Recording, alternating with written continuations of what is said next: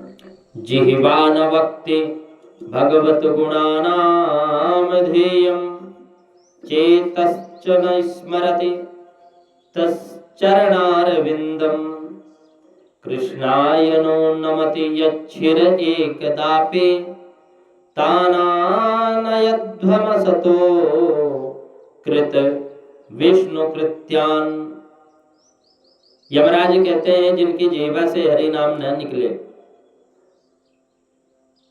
जिनका सिर हरि भगवान के श्री चरणों में ना झुके, जिनका चित्त हरि के चरणों कमलों में ना कर मन लगे, चिंतन ना करे, बस ऐसे लोगों को लेकर के आया करो, बाकी किसी को हाथ मत लगाना। यमदूतों को यमराज समझा रहे हैं। सुखदेव जी महाराज कहते हैं कि परीक्षित, ये कथा मुझे कुंभज यानी अगस्त महर्षि ने मलय पर्वत पर भगवत सेवा में सुनाई थी, जो आज प्रसंगानुसार मैंने तुम्हें सुना दिया। अब तुम ही बताओ कि इससे ज्यादा नाम की महिमा और क्या होगी। भगवत संहिता के 6ठे स्कंद का नाम है पोषण। पोषण का तात्पर्य है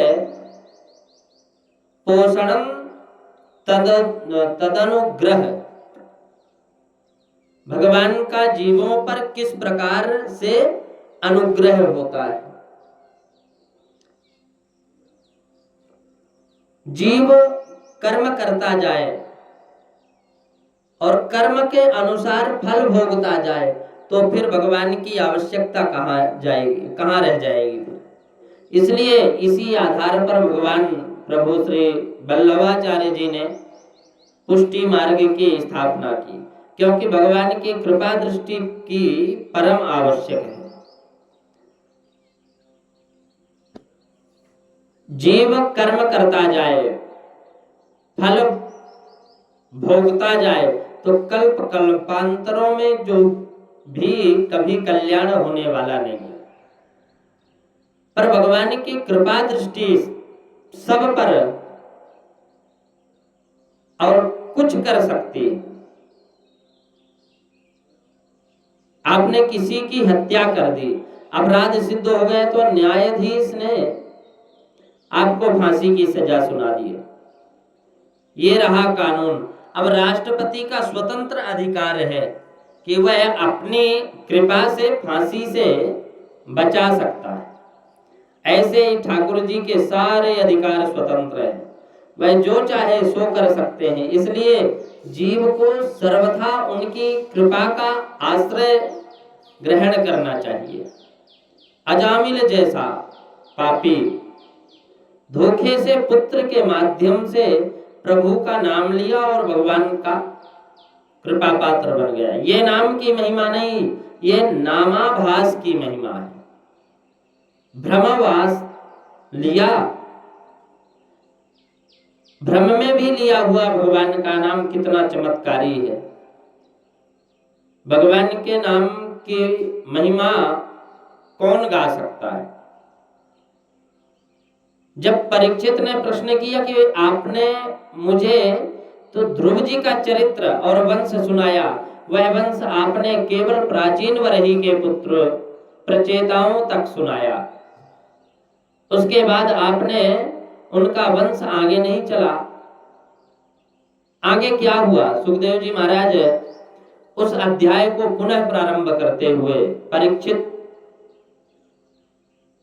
कहते हैं कि परीक्षित, प्रचेतागणों का विवाह है वृक्षों की कन्या वार्ची से हुई। अब वार्ची, उन्होंने दक्ष नामक पुत्र को जन्म दिया, तपस्या करके चले गए, तपस्या करने चले गए। दक्ष ने तपस्या करके अशक्नी कन्या से विवाह करने के बाद 10,000 पुत्रों को जन्म दिया। पर नारद जी ने उन समस्त बालकों को कूट प्रश्न में उलझाकर ऊर्ध्व रेता ब्रह्मचारी बना दिया। नारद जी ने उन बच्चों से बड़े विचित्र प्रश्न किए। बच्चों बताओ, दोनों ओर बहने वाली नदी को देखा है? बच्चे चक्कर में पड़ गए, ऐसी नदी तो हमने कभी नहीं देखी। बताओ, ऐसा कोई बिल देखा है जिसमें घुसने के बाद कोई निकलता ही नहीं? बालक बोले नहीं देखा। नारद जी ने पुनः पूछा कि अच्छा, तो विचित्र भाषा बोलने वाले हंस को देखा है? बालकों ने कहा कि हमने नहीं देखा। तो नारद जी ने पुनः प्रश्न किया कि अच्छा, तो ये बताओ कि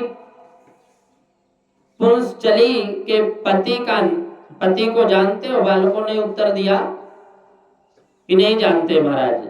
नारद बोले तुम कुछ भी नहीं जानते, तुम कुछ कर भी नहीं सकते। बालकों के जिज्ञासा करने पर नारद जी ने सबको चेला बना दिया और समझा दिया, देखो बच्चों, दोनों और बाद बहने वाली नदी का नाम है माया।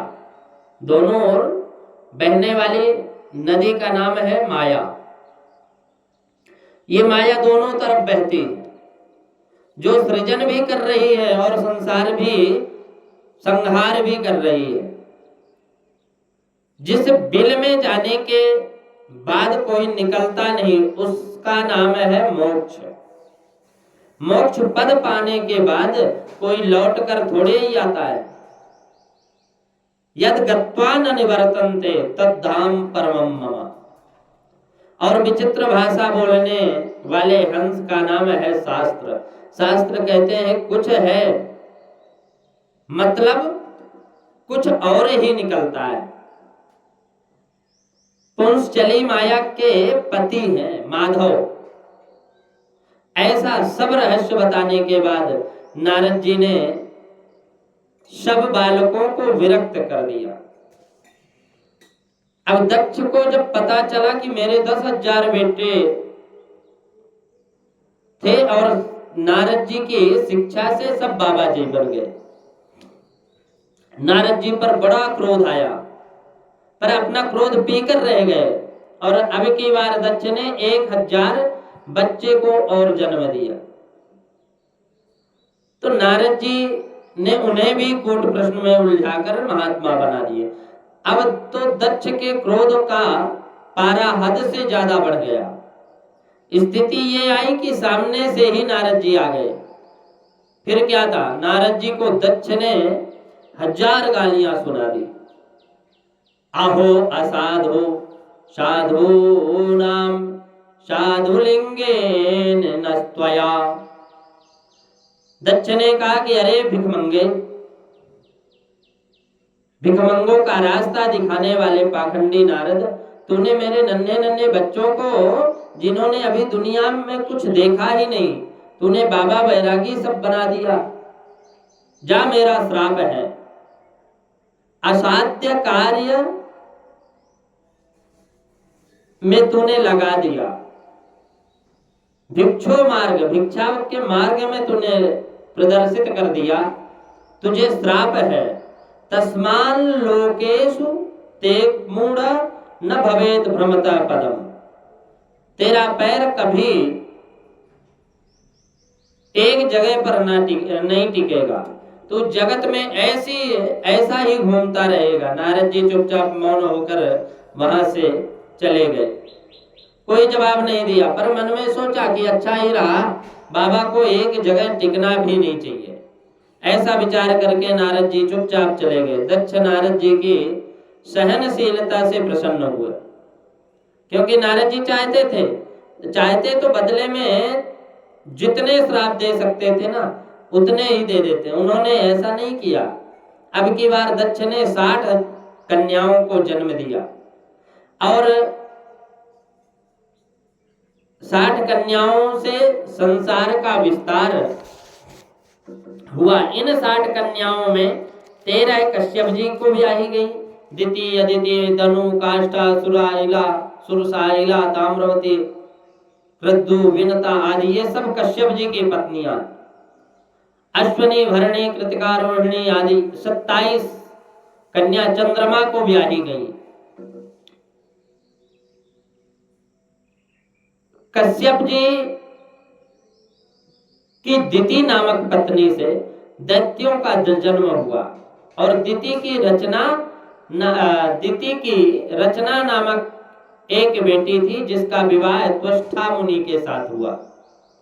इनके दो बेटा हुए, विश्वरूप और सन्निवेश। विश्वरूप ब्रह्मज्ञानी थे और इतना अद्भुत ब्रह्मज्ञानी थे कि देवताओं का पुरोहित भी बन गए।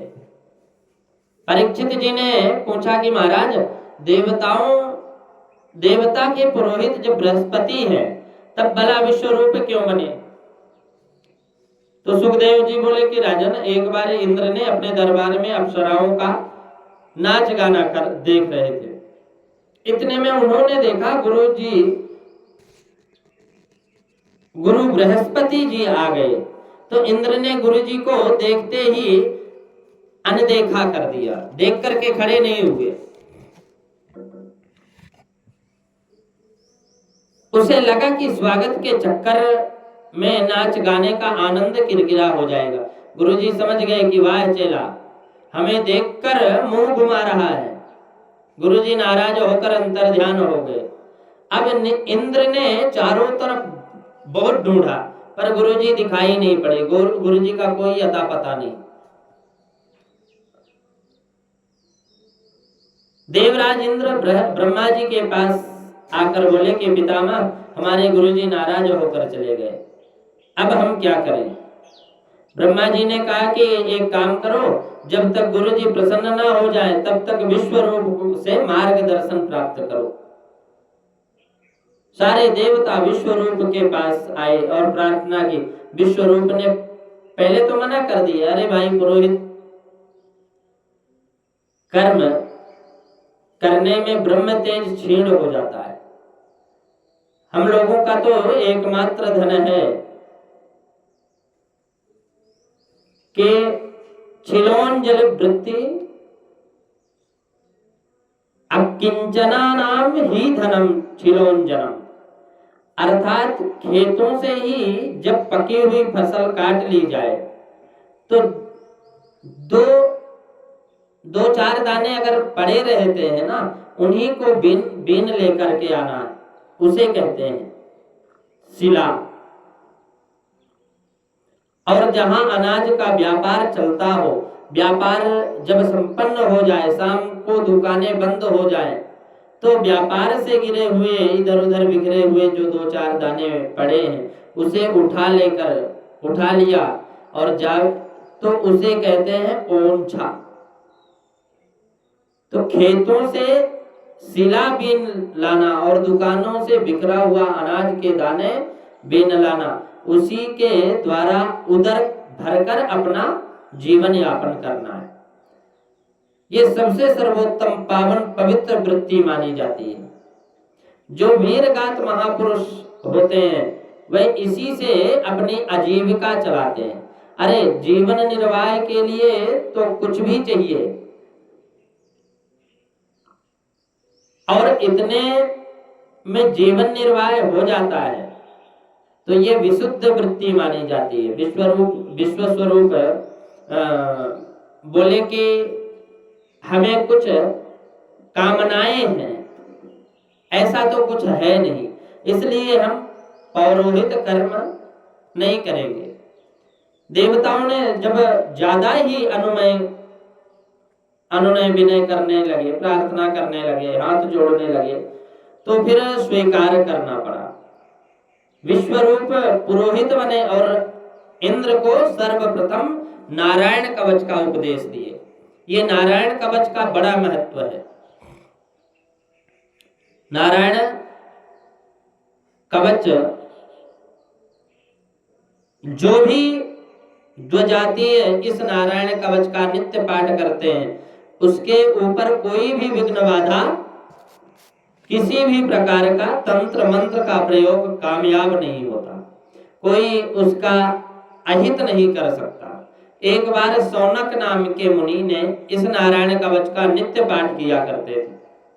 जब उनका शरीर छूट गया तो चित्ररथ गंधर्व उधर से अपने विमान पर बैठकर जा रहा था। अचानक उस स्थान पर उसका विमान टपक कर नीचे गिर गया। उसने बालखिल्य मुनि और ऋषियों से पूछा कि महाराज मेरा विमान तो बिल्कुल ठीक है, तो फिर गिरा कैसे? बालखिल्य मुनि ने कहा कि इस महात्मा ने नारायण कवच का पाठ करने से हड्डियों में चुंबकीय शक्ति आ गई, इसलिए जब तक इस महात्मा की अस्थियों को जल में प्रवाहित नहीं करेंगे तब तक तुम्हारा विमान उड़ने वाला नहीं है। चित्ररथ आश्चर्यचकित रह गए कि मरने के बाद भी महात्मा की हड्डियां ही नीचे टपका लेती हैं, कितने ताकतवर है। तो बालखिल्य वचनादस्थिन्यादाय विस्मता। अब विश्वरूप ने देवताओं की शक्ति बढ़ाने के लिए बड़ा भारी यज्ञ करवाया, परंतु जोर जोर से नाम तो देवताओं का ले रहा था, आहुति देते धीरे से दैत्यों के नाम की आहुति डालते, दैत्यों की नाम, क्योंकि दैत्य इनके मामा जी लगते हैं। इंद्र को क्रोध आ गया, गुरुजी गड़बड़ कर रहे हैं। विश्वरूप ने 3 सिर थे विश्वरूप के, तो इंद्र ने तलवार उठाई और गुरुजी के तीनों सिर काट दिए। अब इंद्र को तो ब्रह्म हत्या लग गई। तब इंद्र ने उस ब्रह्म हत्या के 4 भागों में बांट दिया। पहला भाग पृथ्वी को दे दिया, जो ऊसर भूमि के रूप में है। आज भी ऊसर भूमि मतलब है कई जगह सफेद मिट्टी रहती है और वहां कुछ भी नहीं उगता, घास भी नहीं उगती, ऐसी ऊसर भूमि है। दूसरा भाग जल को दे दिया, जो झाग के रूप में, सफेद झाग के रूप में है। तीसरा भाग वृक्षों को दे दिया, जो गोद के रूप में है, गोंद बनती है ना, गोंद के रूप में। और चौथा भाग स्त्रियों को दे दिया, जो ये रज के रूप में है। 4 लोगों में ब्रह्म हत्या बांट दिया। इंद्र तो बच गए, परंतु त्वष्टा को क्रोध आ गया कि मेरे पुत्र विश्वरूप को पहले तो गुरु बना लिया और बाद में अपना कार्य सिद्ध करके उसी की हत्या कर दी, तो इंद्र को छोड़ूंगा नहीं। इंद्र को छोड़ेंगे नहीं, तो इंद्र को मारने की भावना से बड़ा भारी यज्ञ किया। इंद्र संत्रो विवर्धस्व माचिरम जहि विद्वसम। परंतु यज्ञ में थोड़ी सी मंत्र त्रुटि हुई। इंद्र को मारने के लिए यज्ञ करवा रहे थे, बड़ा भारी यज्ञ चल रहा था, परंतु यज्ञ में थोड़ी सी त्रुटि हुई और जिसके फलस्वरूप उस यज्ञ कुंड से वृत्तासुर नामक एक बड़ा भारी असुर पैदा हुआ। त्वष्टा से इंद्र वध का आदेश पाकर वृत्तासुर चल पड़ा। वृत्तासुर का भीमकाय शरीर देखकर सारे देवता घबरा गए, भागते भागते भगवान की शरण में पहुंचे। प्रभु ने कहा भाई एक ही उपाय है, दधीचि मुनि की हड्डियों से वज्र का निर्माण हुए तो उस वज्र से ये असुर मरेगा। तब तो सारे देवता महर्षि दधीचि की शरण में आ गए। दधीचि मुनि ने देखा तो कुछ जीवन ही परमार्थ के लिए होता है।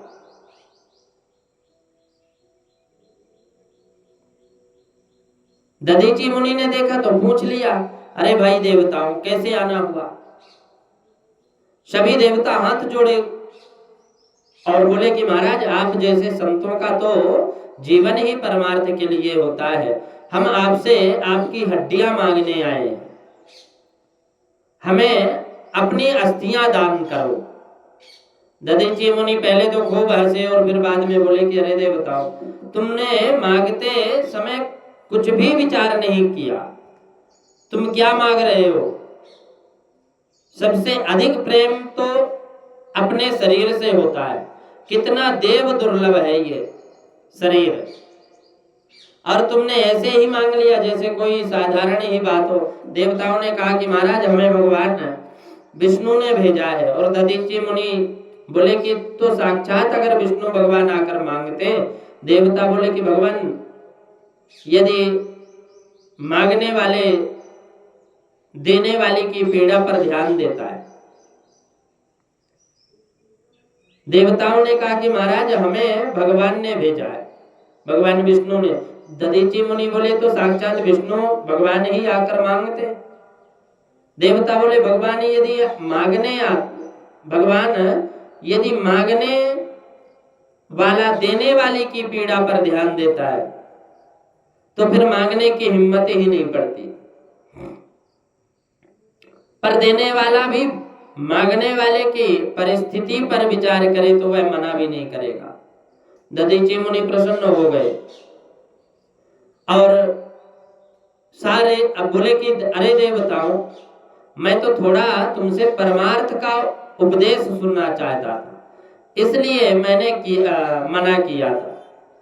मैं अच्छी तरह से जानता हूं कि ये अनित्य शरीर है, शरीर तो छोड़ना ही पड़ता है, क्योंकि ये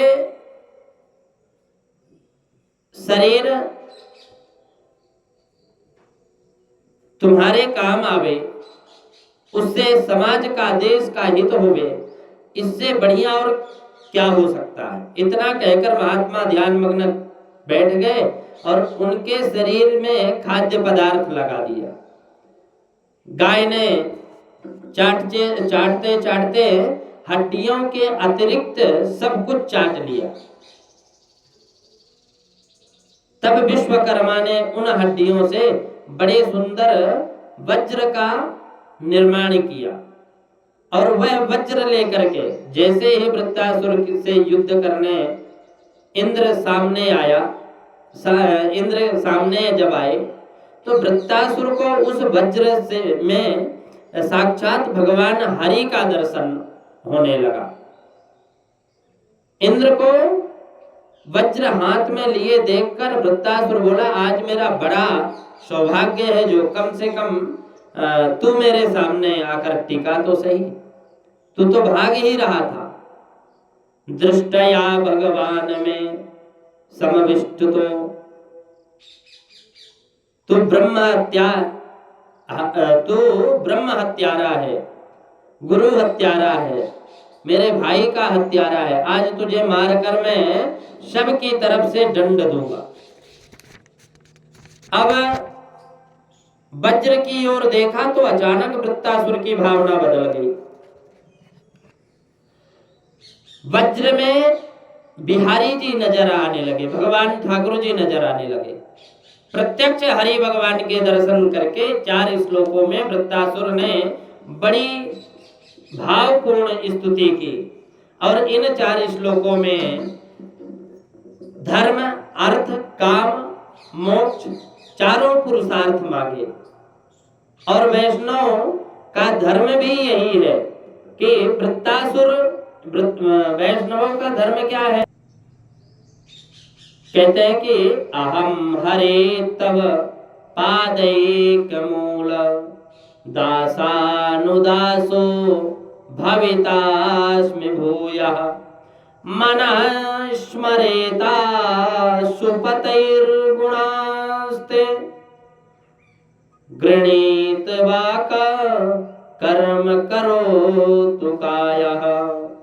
वृत्तासुर बोला कि हे प्रभु, मैं आपका दास भले ही ना बन सकूं, इतनी पात्रता मुझ में नहीं है, पर जिन महापुरुषों को आपके चरणों की एक मात्र मूलाधार बन गए, आपके चरणों के अलावा जिनकी कोई गति और रति नहीं है, ऐसे उन संतों का दास बनकर रहूं।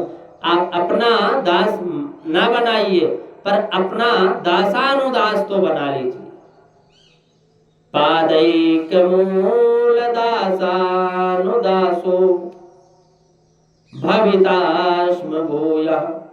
मुझे संतों के दास बना दीजिए, अपने दासानुदास, अपने दासों के दास बना दो। आप बिजली का तार पकड़ लीजिए तो भयंकर करंट लगेगा, और वह जिसे वह भयंकर करंट लगा हो उसका कोई पैर पकड़ ले या उसे कोई छू ले तो उसे पकड़ने वाले को और भी जबरदस्त करंट लगेगा। उसी प्रकार परमात्मा हमें दिख नहीं रहे, परमात्मा तक पहुंचने की हमारी गति भी नहीं है, तो जो परमात्मा को पकड़े बैठे हैं ना, उन संतों को पकड़ लो, तुम्हारी भी उनकी कृपा प्राप्त हो, तुम्हें भी उन पर उनकी कृपा प्राप्त हो जाएगी। इसलिए वृत्तासुर कहता है कि महाराज मुझे तो दासानुदास बना लो, मुझे दासानुदास बना लो। हे प्राणनाथ, मेरी तो एक ही प्रार्थना है कि मेरा मन सदा आपका स्मरण करे और मेरी ये वाणी सदा आपके महिमा मंडित गुणगणों का गायन करते रहे, और इस शरीर से सदा आपकी सेवा का कर्म करता रहूं। वैष्णव का चारों पुरुषार्थ में एक यही परम धर्म है। अब अर्थ कौन सा चाहिए? अर्थ परम धर्म है, लेकिन अर्थ कौन सा चाहिए? कहते हैं वृत्तासुर ने कहा कि हे निखिल सौभाग्य निधे प्रभु, न नाक पृष्ठम न च पारमेष्ठम न सार्वभौमं न सरा न रसाधिपत्यम न योग्य सिद्धिर पुनर्भवं वा समांजसत्वा विहरय कांकचे। वृत्तासुर ने कहा कि हे निखिल सौभाग्य निधि प्रभु, मुझे न स्वर्ग चाहिए, न काग पृष्ठम न पारमेष्ठम, मुझे न स्वर्ग चाहिए, न मोक्ष चाहिए, न सार्वभौम पदार्थ, मुझे सार्वभौम पदार्थ भी नहीं चाहिए, न योग सिद्धि, मुझे योग सिद्धि भी नहीं चाहिए। जब प्रश्न उठता है कि जब ये कुछ भी नहीं चाहिए, जब स्वर्ग मोक्ष सार्वभौम योग सिद्धि आदि कुछ नहीं चाहिए, तो फिर क्या चाहिए? तो वृत्तासुर कहता है कि वृत्तासुर ने कहा कि हे प्रभु, आपका विरह चाहिए, आपका स्मरण चाहिए, आपकी स्मृति के खजाने में ही मैं मस्त रहना चाहता हूँ और सदा आपको याद करता रहूं। और वैष्णव का धन तो एक ही है, भगवान की स्मृति। विभक्त स्मरणम विष्णु संपत् नारायण स्मृति। भगवान की स्मृति ही वैष्णवों की परम संपत्ति है। वृत्तासुर स्तुति करते हुए बोला कि हे प्रभु, आपको मैं ऐसे ही याद करता रहूं। अजात पच्छा इव मातरम कगा स्तन्यम यथावत् शतराः क्षुधारता प्रियं प्रियेव्यसुतं विसंडा मनोरा विंदाच्छ दृदृच्छते त्वाम्। वृत्तासुर ने यहाँ 3 दृष्टांत देते हुए भगवान श्री हरि की स्तुति करते हैं। कितने सुंदर सुंदर संबोधन कर रहा है। हे अरविंदाक्ष, हे कमल नयन प्रभु, जैसे पक्षी का नन्हा सा बच्चा इव मातरम खगाह, स्तन्यम यथा वत्सरा क्षुधारता। जैसे पक्षी का नन्हा सा बच्चा जिसके कभी अभी पंख भी नहीं निकले और वह घोंसला में बैठा बैठा जैसे उल्लू बिल्ली आदि के भय से अपनी माँ को याद करता रहता है। चिड़िया उड़ तो जाए, चिड़िया उड़ जाए तो बच्चा अपने को असुरक्षित अनुभव करता है और जहां माँ के आने की आहट सुनता है तो माँ के आगमन पर बड़ी जोर से चिल्लाने लगता है। और तो जैसे वह निरंतर अपनी माँ का चिंतन करता है ऐसे ही मैं आपका चिंतन करूं। ये स्वभाव का चिंतन है। डर लगा है इसलिए माँ को याद कर रहा है। और आगे वृत्तासुर की स्तुति में दूसरा दृष्टांत देते हैं, यथा स्तन्यम यथा वत्सराः सुधारता। जब वन में घास चरने के लिए गाय गौ माता का जैसे घर में नन्हा सा बछड़ा स्मरण करता है ना, जो दूध माँ के दूध पर निर्भय है, ऐसा अभी बाहर की वस्तुओं को भी नहीं खाता। वह क्षुधातुर नन्हा सा बछड़ा सुख में विकल जहां सूर्यास्त होते देखता है कि माँ के आगमन का समय हो गया, ये जानकर रमाने लगता, बोलने लगता है, आवाज करने लगता है। माँ से मिलने के लिए रस्सी तोड़ने की चेष्टा करता है, छटपटाने लगता है।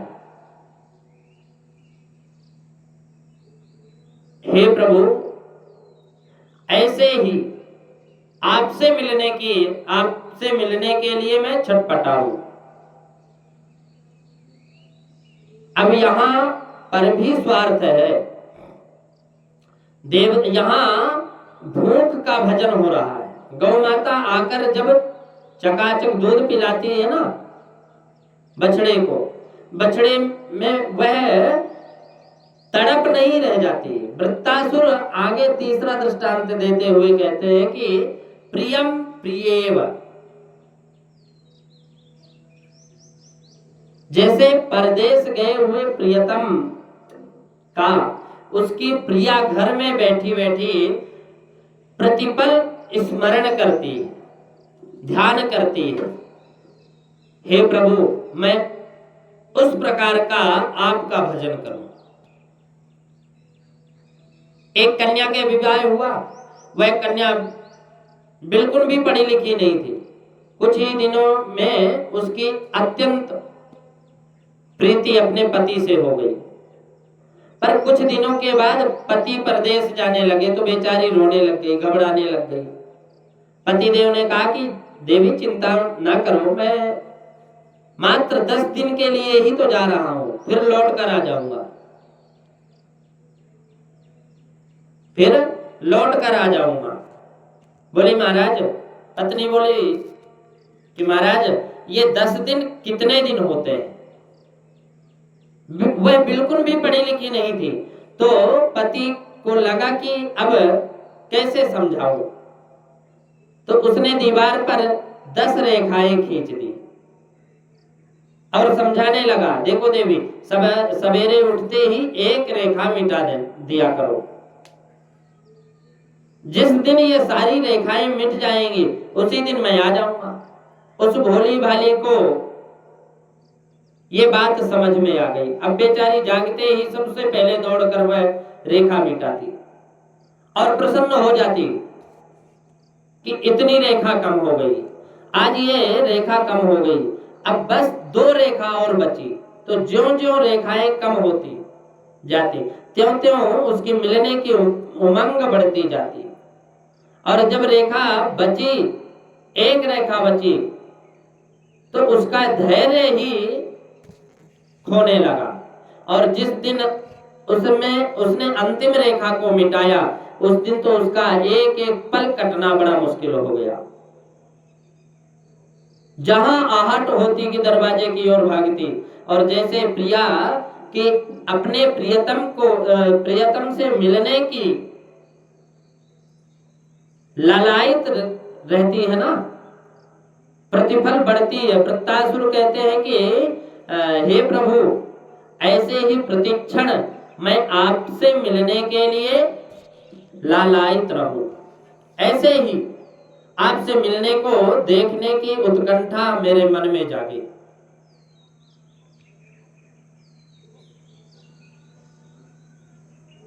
वैष्णवों की भी यही कामनाएं और इच्छाएं होती हैं।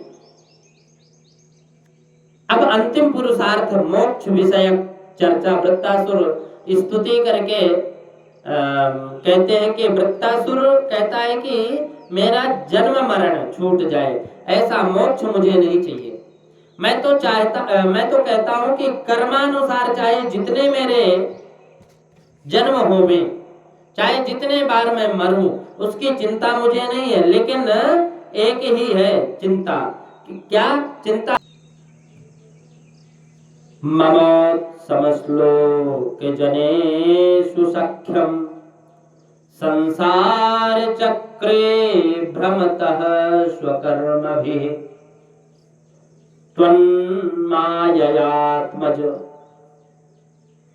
दार्गेहे श्वसाश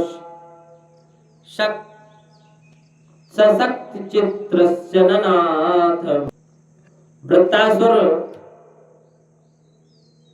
स्तुति करते हुए बोले कि जन्म मरण चाहे जितने बार भी हो जाए, पर हर जन्म में आपके रसिक भक्तों का, उनके चरणों की अत्यंत रति प्रीति रहे। हर जन्म में संग मिलता रहे, उन्हीं का सन्निग्ध मिलता रहे, और कुछ नहीं चाहिए। आपकी माया में मोहित चित्त वाले संसारियों का संग कभी ना मिले, बस यही मेरी मुक्ति है। और वृत्तासुर ने जब इस प्रकार बड़ा भावपूर्वक स्तवन करता है तो इंद्र तो सुनकर गदगद हो गए। अहो दानव सिद्धोऽसि यस्य ते मतिरीदृशि।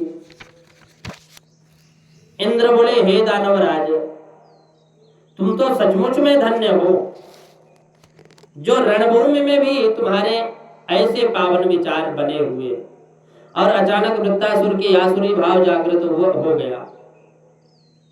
तुरंत वृत्तासुर इंद्र से बोले, इंद्र सावधान, मेरे प्रहार को स्वीकार करो। और इंद्र को सावधान करते हुए एक मुक्का घुमाकर इंद्र के वाहन ऐरावत हाथी के माथे में मार दिया। हाथी मूर्छित होकर गिर पड़ा। इंद्र के हाथ का वज्र छूट गया। अब गिरा हुआ वज्र उठाने में इंद्र को शर्म आने लगी। तो वृत्तासुर खड़े होकर कहता है, अरे इंद्र, चुपचाप वज्र उठा लो, क्योंकि इसके बिना मैं मारने वाला नहीं हूं। ऐसी धर्मनिष्ठा देखकर इंद्र तो बड़े लज्जित हुए और अंत में वज्र उठा ही लिए। हाथी पर हाथ फेरकर स्वस्थ किया और इंद्र पुनः युद्ध करने के लिए सावधान हो गए। दोबारा प्रहार करने के लिए वृत्तासुर बढ़ा तो इंद्र ने तुरंत अपने वज्र से वृत्तासुर के हाथ काट दिया। दूसरी भुजा से मुष्टिका प्रहार करने लगे तो दूसरी भुजा को भी काट दिया। अब तो दोनों हाथों से रहित बड़ा विकराल लगने लगा। अब की बार वृत्तासुर के मुंह फाड़ कर पूरे वेग से दौड़ा। जब तक इंद्र कुछ कर पाते तब तक इंद्र को ही मुख में रख लिया, निगल लिया।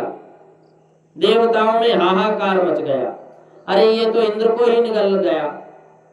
पर इंद्र के हाथ में क्योंकि वज्र था ना, और वज्र इंद्र के पास नारायण कवच का बल था, इसलिए इंद्र मरे नहीं, पेट में बैठे बैठे वज्र से उसका पेट फाड़ने लगे।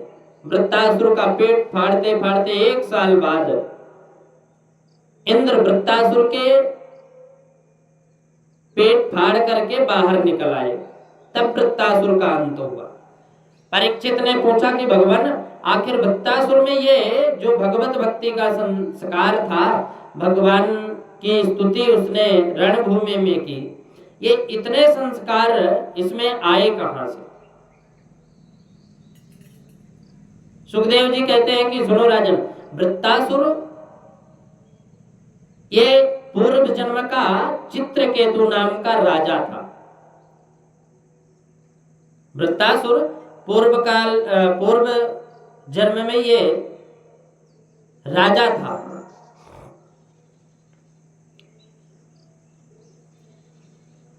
और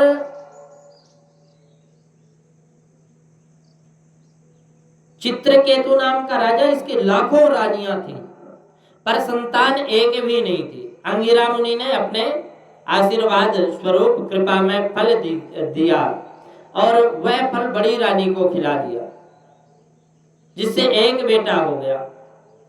अन्य रानियों को सोतियां डाह हो गई कि बड़ी रानी को बेटा हो गया तो महाराज अब हमारी तरफ दृष्टि ही नहीं डालते। उन सबने मिलकर दासी के माध्यम से उस पुत्र को विष पान करा दिया। बालक सोया और सोता ही रह गया। रानी को पता चला तो चीत्कार करने लगी, रोने लग गई। राजा भी छाती पीट कर रोने लगा। उसी क्षण देवर्षि नारद अंगिरा मुनि के साथ प्रकट हो गए। तो अंगिरा मुनि ने कहा कि राजन, तुम क्यों रोते हो? मैंने पहले संकेत दिया था कि तुम्हारे भाग्य में पुत्र सुख नहीं है, पर तुम माने नहीं तो अब रोना ही पड़ा। राजा ने कहा कि मैं कुछ नहीं सुनने वाला प्रभु, आप मुझे बेटा दे दो, मेरा बेटा स्वस्थ कर दो, इसको अच्छा कर दो, नहीं तो मैं मर जाऊंगा। देवर्षि नारद नारद जी बोले, अंगिरा जी तुम पीछे हटो, हम इन्हें समझाते हैं। नारद जी ने राजा से पूछा कि बोलो राजन, तुम्हें क्या चाहिए? राजा बोले, हमें तो बेटा चाहिए। नारद जी बोले, ये रोना धोना बंद करो, हम अभी तुम्हारे बेटे को ठीक कर देते हैं। राजा तुरंत आंसू पोंछ कर बैठ गया। नारद जी ने मंत्र पढ़कर तुरंत उस मृत आत्मा का आवाहन किए और नारद जी के बुलाते ही वह जीवात्मा प्रकट हो गया। देवर्षि नारद बोले कि नारद जी ने कहा, अरे जीवात्मा, जीवात्मं पश्य भद्रं ते मातरं पितरं ते। जीवात्मा तेरा कल्याण हो, ये तेरे माता पिता तेरे लिए कितने आंसू बहा रहे हैं। अब तुम इस कलेवर में प्रविष्ट हो जाओ, ये शरीर में प्रविष्ट हो जाओ, अपने जो शेष आयु है उसका भोग करो, माता पिता को सुखी करो। बेटा बेटा कहकर माता पिता उस पुत्र को छाती से लगाने के लिए दौड़ पड़े। उसी क्षण बालक बोल पड़ा। जीवात्मा बोला कि कृपा करके आप अपना परिचय तो दीजिए। चित्रकेतु बोला, बेटा नहीं पहचाना, मैं तेरा पिता हूं। जीवात्मा बोला, किस जन्म के? जीवात्मा बोला, किस जन्म के हो? मैं तो अपने कर्म के अनुसार कितने ही शरीर ग्रहण कर चुका हूं, मुझे स्वयं गिनती नहीं मालूम।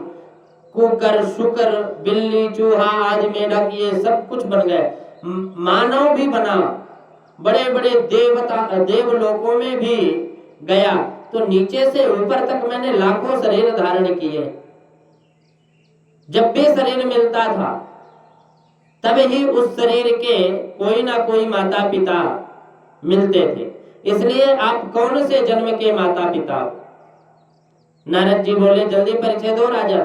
राजा ने कहा कि बस हो गया परिचय, हम रोते रोते आंख फोड़ बैठे, और ये देखो हमसे परिचय पूछ रहा है, हमें पहचानता तक नहीं। अब मैं समझ गया ये सब नकली संबंध है, शरीर के साथ बनते हैं और शरीर के साथ छूट जाते हैं।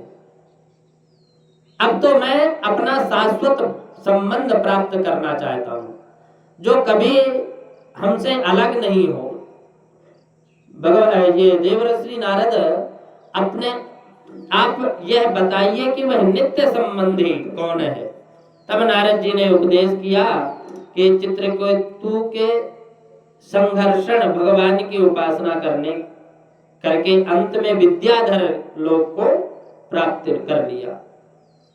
अब चित्रकेतु विद्याधर बनकर के विमान में बैठा, विचरण करता हुआ एक बार कैलाश पर्वत पर गया। वहां जाकर के उसने देखा कि भगवान शंकर माता पार्वती को अपनी गोद में बैठाकर संतों को ब्रह्म ज्ञान का उपदेश दे रहे हैं। तो चित्रकेतु चक्कर में पड़ गया, सब के बीच में आकर वह भगवान भोलेनाथ को उल्टा सीधा बोलने लगा। ये धर्माचार्य बने फिरते हैं, इन्हें शर्म नहीं आती, इन्हें पता ही नहीं कि समाज में ऐसा बैठा जाता है। एस लोक गुरु साक्षात धर्म वक्ता शरीर नाम आस्ते मुख्य सभायाम वै मिथुनी भूया भार्यया। इस प्रकार चित्रकेतु अनर्गल प्रलाप करने लगा। भगवान भोलेनाथ तो हंसते रह गए, पर भवानी को क्रोध आ गया। ऐ मूर्ख, तो यह शिष्टाचार हमें सिखाने कहां से आ गया? हम पर तूने पाप की दृष्टि डाली है, इसलिए हे दुर्मति, जा तू पाप मति असुर हो जा। तब चरणों में गिरकर भवानी को प्रणाम किया और प्रतिग्रहणामिते शाप। हे माते, आपका श्राप मुझे स्वीकार है, मैं इसलिए क्षमा नहीं मांग रहा हूं कि आप मुझे मुक्ति कर दें।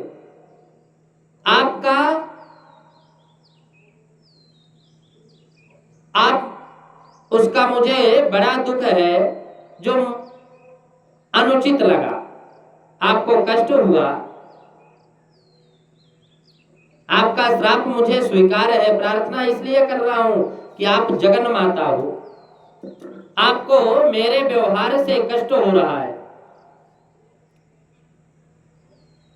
उसके लिए मुझे दुख है। मुझे तो अनुचित लगा, वह मैंने कह दिया, पर मेरी वाणी से आपको कष्ट पहुंचा, उसके लिए मैं क्षमा मांगती हूँ। पार्वती चित्रकेतु के स्वभाव से प्रसन्न होकर बोली कि भैया, मेरा श्राप तो मिथ्या हो नहीं सकता, तू असुर जरूर बनेगा, पर असुर देह में भी तेरी भगवत भक्ति बनी रहेगी। यह मेरा आशीर्वाद है, यह मेरा आशीर्वाद है। भगवत दृष्टि भक्ति तेरी भावना बनी रहेगी, पर असुर देह में भी भगवत भक्ति बनेगी, यह मेरा आशीर्वाद है। सुखदेव भगवान कहते हैं कि परीक्षित,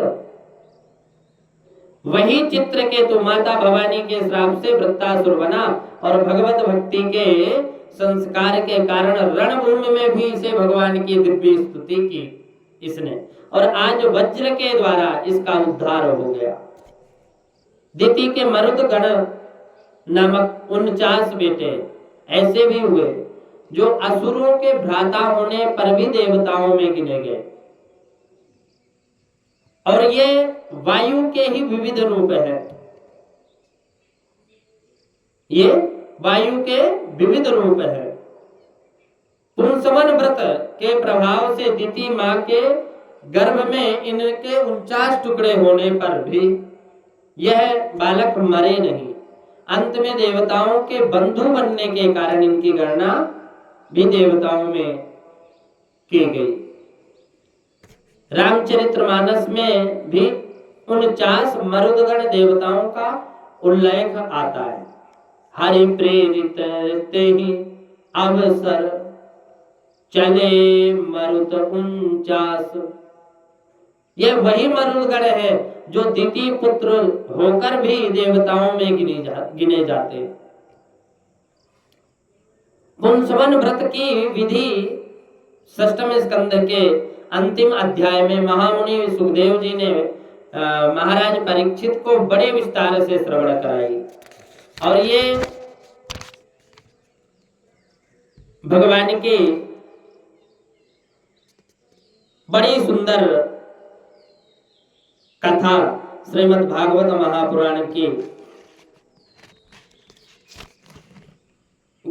ये महाराज परीक्षित ने महामुनि सुखदेव जी से एक बड़ा ही सुंदर प्रश्न किया कि गुरुदेव, एक और तो भगवान, एक और तो भगवान को सब समदर्शी कहते हैं। और जब भगवान की लीलाएं हम सुनते हैं तो भगवान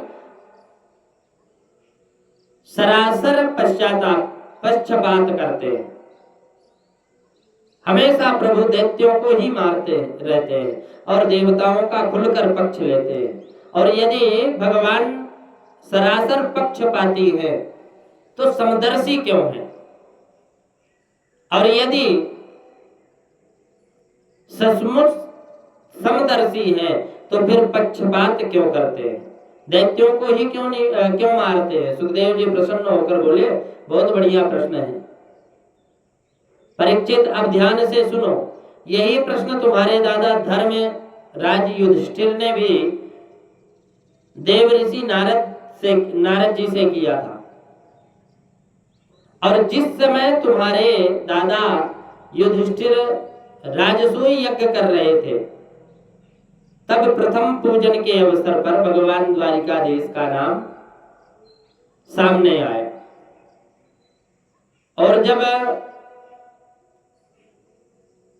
पूजन प्रारंभ होने लगा तो शिशुपाल ने गालियों की बौछार प्रारंभ कर दी। और 101 गाली पूर्ण होते ही भगवान ने अपने सुदर्शन चक्र से उसका सर काट दिया।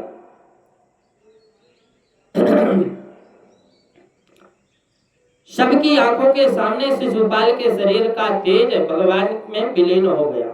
तो तुरंत युधिष्ठिर जी महाराज ने नारद जी से पूछा कि महाराज, मरने के बाद जिसका तेज श्रीमन नारायण में समा जाए वह तो कोई महान कोटि का, सिद्ध कोटि का महापुरुष होता है, फिर इस दुष्ट शिशुपाल का तेज भगवान में कैसे समा गया? तो भगवान को सरेआम गालियां जो दे रहा था, फिर भी इतनी ऊंची गति कैसे प्राप्त हुई?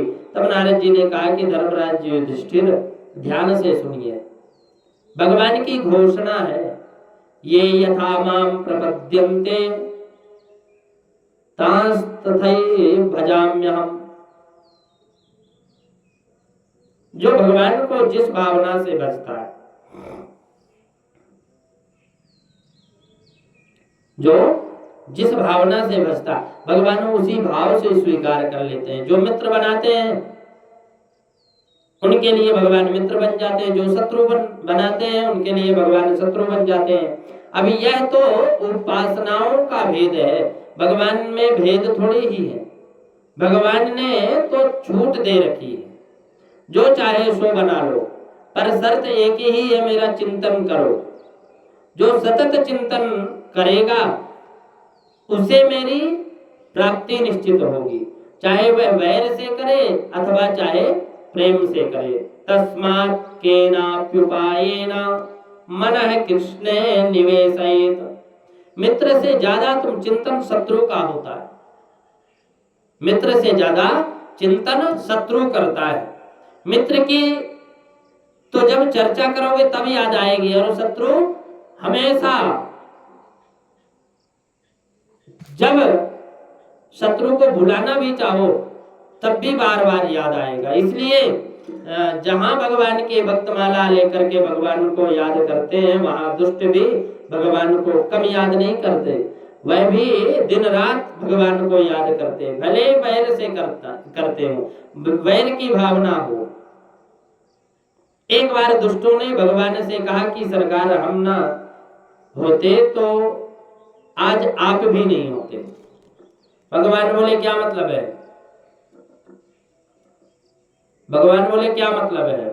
बोले महाराज, जब हम बहुत ज्यादा दुष्टता करते हैं तो चारों तरफ खूब आतंक फैलते हैं, खूब आतंक फैलाते हैं हम लोग, तभी तो आपका अवतार होता। रावण ने आतंक मचाया तो श्री राम को आना पड़ा, कंस ने आतंक मचाया तो भगवान श्री कृष्ण को आना पड़ा, तो आपको हमारी ही वजह से आना पड़ता है। अतः आपके आने का फायदा भी हमें मिलना चाहिए। भगवान ने पूछा क्या फायदा चाहते हो? दुष्ट लोग बोले महाराज हमारा भी उद्धार करो। भगवान बोले तुम हमारा भजन करो। दुष्टों ने कहा कि भजन ही करने लग जाए तो दुष्ट की किस मतलब के रह जाएंगे, फिर दुष्ट ही क्या मतलब है दुष्टता का। यह भजन पूजन हमारे बस की बात नहीं है। हो ही भजन नहीं तामस देहा, ये भजन मेरे से नहीं होता, हम तामसी लोगों से भजन नहीं होगा। भगवान ने कहा तो तुम क्या कर सकते हो। दुष्ट बोले कि महाराज हम आपको गाली दे सकते हैं, आपसे झगड़ा कर सकते हैं, हम आसुरी अपनी प्रवृत्ति के अनुसार आपसे संबंध जोड़ सकते हैं। आप चाहो कि माला लेकर के भजन करें तो यह हमारे बस की बात नहीं है। भगवान बोले चलो कोई बात नहीं, भगवान भजन नहीं कर सकते तो वैर करो, कुछ तो नाता जोड़ो हमसे।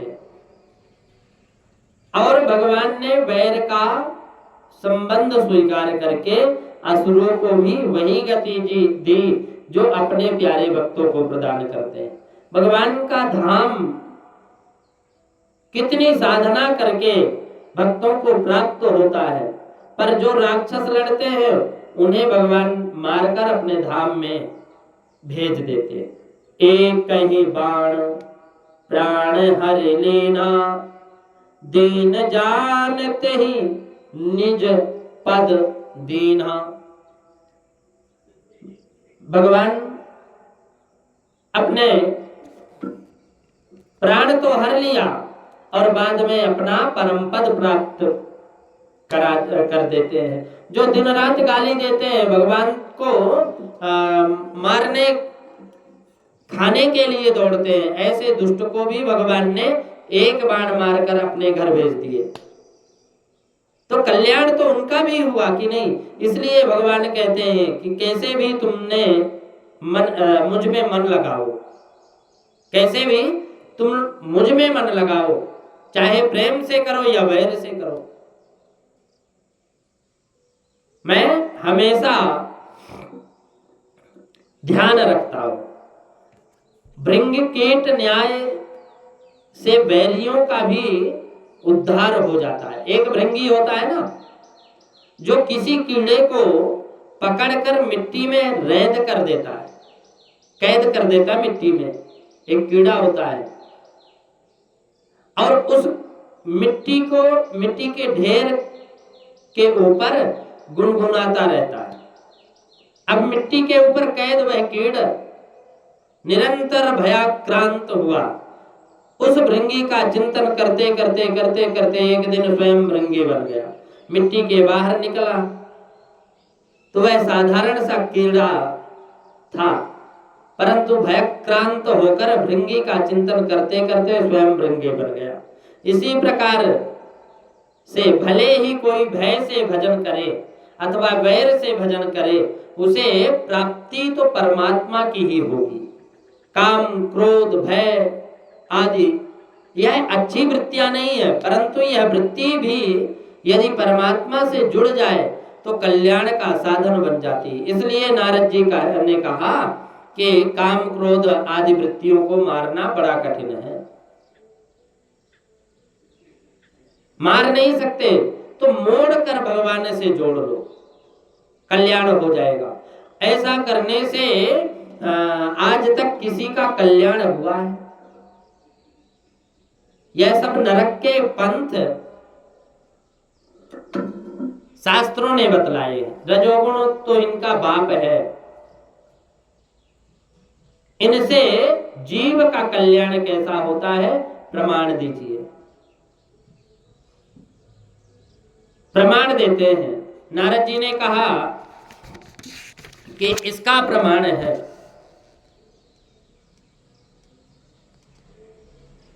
काम की वृत्ति को संसार से हटाकर गोपियों ने भगवान श्री कृष्ण में लगाया तो गोपियों का कल्याण हो गया। प्रमयीव गोप रामाणाम कामैत्य गमत प्रथाम। गोपियों ने पावन प्रेम को यहां काम की संज्ञा मिली है। ये ध्यान रखिए, अपने पति को छोड़कर पर पति से प्रेम प्रीति सांसारिक दृष्टि से तो पतन का कारण है, पर गोपियों ने ये वह वृत्ति परमात्मा से जोड़ दी, तो वृत्ति से गोपियों का कल्याण हो गया।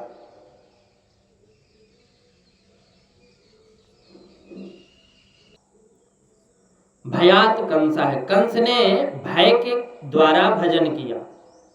नारद जी से पूछा कि बाबा यह बताओ कि मेरा काल कैसा होगा। नारद जी ने बता दिया कि काला काला होगा, मुरली वाला होगा, घुंघराले बाल वाला होगा, पीतांबरधारी होगा। और नारद जी बताकर चले गए। तब कंस का यह हाल हो गया कि वो उसे हर काली वस्तु से डर लगने लगा। भोजन में दाल में कहीं जीरा अगर काला दिख गया ना तो थाली फेंक देता था, आ गया कुछ। पानी पीते समय काली छाया दिख जाए तो बर्तन फेंक दे। सामने वाले से बात करते करते अगर उसकी काली पुतली में काला छाया दिख जाए, बताओ ऐसे भजन कौन कर सकता। भय की वृत्ति से ही भगवान मिल गए। भयक्रांत कंस को भी भगवान मिल गए। शिशुपाल का तो नियम था, वो हमेशा जब तक भगवान को 100 गाली ना सुना दे तब तक उसका भोजन हजम नहीं होता था। भगवान को चुन चुन कर गाली देता था, पर उसका द्वेष संबंध परमात्मा का से था, इसलिए उसका भी कल्याण हो गया। कुछ लोग पैदल जा रहे थे, जंगल की झाड़ी से कुछ प्रकाश दिखाई पड़ा, तो एक समझ गया कि कोई दीपक जल रहा है। दूसरा समझा कि शायद आग लगी है। तीसरा समझा शायद कोई मणि है। अब वस्तुतः वही तो मणि ही, वह थी तो मणि, पर यदि उस मणि के प्रकाश से कोई दीपक का प्रकाश समझकर उधर बढ़े तो क्या मणि की कीमत कम हो जाएगी? अथवा जो वस्तुतः उस मणि के स्वरूप को समझकर उसकी ओर बढ़ा तो क्या उसके लिए मणि अधिक कीमती हो जाएगी? अरे मणि की कीमत तो जितनी है उतनी ही रहेगी, चाहे कोई दीपक समझे अथवा कोई अंगार समझे। उसी प्रकार भगवान तो भगवान ही है, चाहे भगवान को कोई शत्रु माने दौड़े, चाहे मित्र समझकर दौड़े, चाहे पुत्र समझकर दौड़े, जो भी समझना चाहे समझ ले, पर भगवान निकट तो जाएगा। भगवान के निकट जो जाएगा पहुंचेगा, उसे प्राप्ति तो भगवान की होगी। भगवान की प्राप्ति में कहीं कोई कमी नहीं आएगी। इसलिए कैसे भी दौड़े, कैसा भी भगवान से संबंध जोड़े, पर भगवान से संबंध अवश्य होना चाहिए। राजा वेन की तरह नास्तिक मत बनो। परीक्षित ने सुखदेव जी से प्रश्न किया कि भगवान आपने कहा कि ये भगवान समदर्शी, सबको भगवान समान रूप से स्वीकार करते, तो प्रायः दैत्यों को ही मारते क्यों दिखाई पड़ते? क्या दैत्य ही भगवान के वैरी हैं? सुखदेव जी ने बोले कि नहीं, 12 भागवतों में 2 नाम है दैत्यों के, एक तो प्रहलाद और दूसरा बलि, महाराज बलि। ये दोनों ही दैत्य वंश के हैं जो भगवान के परम भक्तों में गिने जाते हैं।